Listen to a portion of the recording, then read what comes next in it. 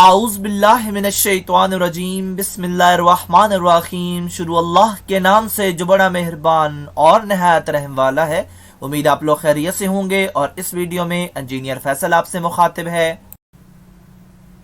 हमारी आज की वीडियो का टॉपिक है फेलियर ऑफ रिफ्रैक्टरीज। जैसा कि आप जानते हैं कि रिफ्रैक्टरीज को किलन्स और फर्नेसेस के अंदर हाई टेम्परेचर पे यूज़ किया जाता है। सो हाई टेम्परेचर पे फेलियर ऑफ रिफ्रैक्टरीज के चांसेस भी होते हैं और इसकी डिफरेंट काजेस होती हैं और इन्हीं काजेस को आज की वीडियो में हम डिस्कस करेंगे। सो पहली जो इसकी काज है वो है केमिकल रिएक्शन का होना।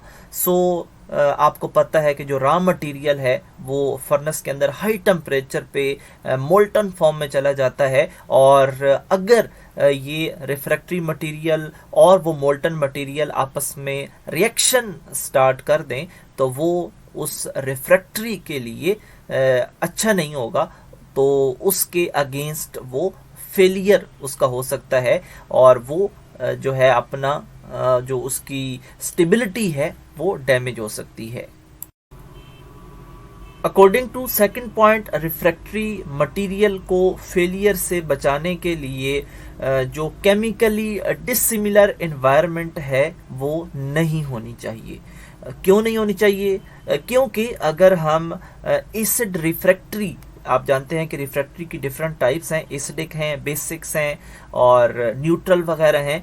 तो अगर हम एसिड रिफ्रैक्टरी को इस्तेमाल कर रहे हैं और फर्नेस के अंदर जिस रॉ मटेरियल को हम हैंडल कर रहे हैं वो अगर बेसिक नेचर का है तो ऐसा नहीं होना चाहिए। अगर हमने बेसिक रॉ मटेरियल को हैंडल करना है तो उसके अगेंस्ट जो फर्नेस या किलन है उसके अंदर लाइनिंग भी बेसिक की ही करनी चाहिए और अगर एसिडिक नेचर का रॉ मटेरियल है तो उसके अगेंस्ट जो रिफ्रैक्टरी की लाइनिंग है वो भी एसिडिक ही होनी चाहिए। तो कभी भी डिसिमिलर एनवायरनमेंट नहीं होनी चाहिए वरना वो रिएक्शन स्टार्ट कर देंगे।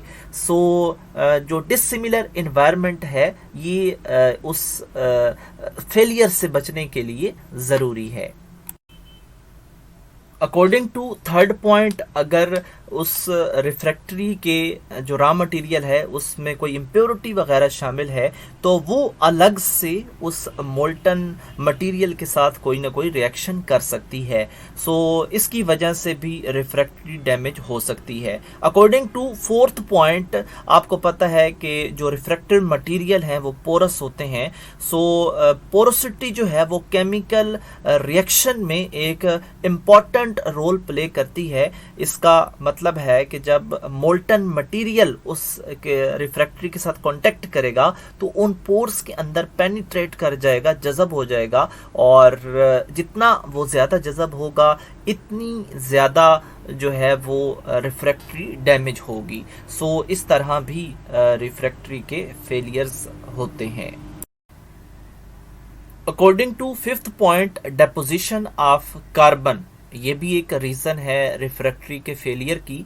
सो ब्लास्ट फर्नेस के अंदर जो कार्बन मोनोऑक्साइड होती है उसमें से जो कार्बन है वो डिपॉजिट हो जाती है और इस डिपोजिशन की वजह से जो इंटरनल स्ट्रेस होती है वो डेवलप होती है, यानी उसके जो पोर्स होते हैं वो क्लोज होना शुरू होते हैं और आपको पता है कि पोरोसिटी जो है उसकी वजह से ही जो हीट है उसको रेजिस्ट किया जाता है और अगर पोर्स ही नहीं होंगे तो इसका मतलब है कि रिफ्रैक्टरी अपना प्रॉपर काम नहीं कर रही।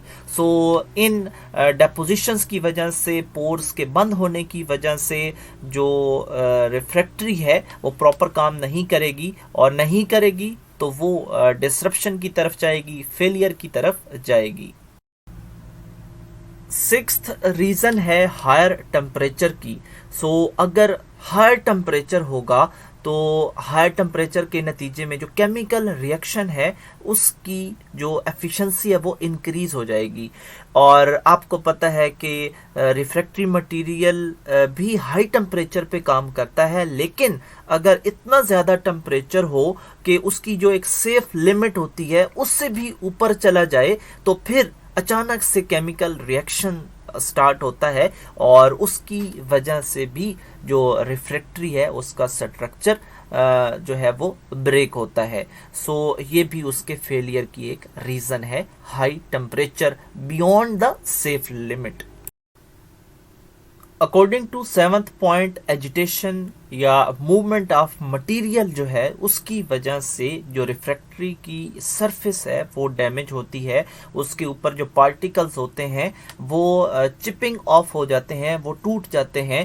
سو نیچے سے جو نئی سرفیس نکلتی ہے تو اس پہ جو مولٹن مٹیریل ہے وہ اٹیک کرتا ہے اور کیمیکل ریئیکشن ہوتا ہے. سو اس کی وجہ سے بھی جو ریفریکٹری ہے وہ ڈیمیج ہوتی ہے. سو ریفریکٹری مٹیریل کی فیلئر کی 8th ریزن ہے اسپیلنگ. اسپیلنگ کا ہم پہلے بھی ذکر کر چکے ہیں, اس کا مطلب ہے ریفریکٹری بریک یا بلاک کا فریکچر ہو جانا. سو یہ تھرملی بھی فریکچر ہو سکتی ہے, مکینیکلی بھی ہو سکتی ہے, اور اسٹرکچرل اس کے اندر چینجز جب آتے ہیں تو تب بھی یہ فریکچر ہو سکتی ہے. سو اس میں جو سب سے مین امپورٹنٹ رول ہے وہ ٹمپریچر کا ہے, اور ہائی ٹمپریچر پہ کیونکہ ایکسپینشن بھی ہوتی ہے, اس کے بعد کولنگ کا پروسیس ہوتا ہے تو کنٹریکشن بھی ہوتی ہے. سو اسی دوران جو ریپڈ چینج ہوتا ہے ٹمپریچر کی وجہ سے, اس کی وجہ سے بھی جو ریفریکٹری ہے وہ فیلئر کا باعث بنتی ہے.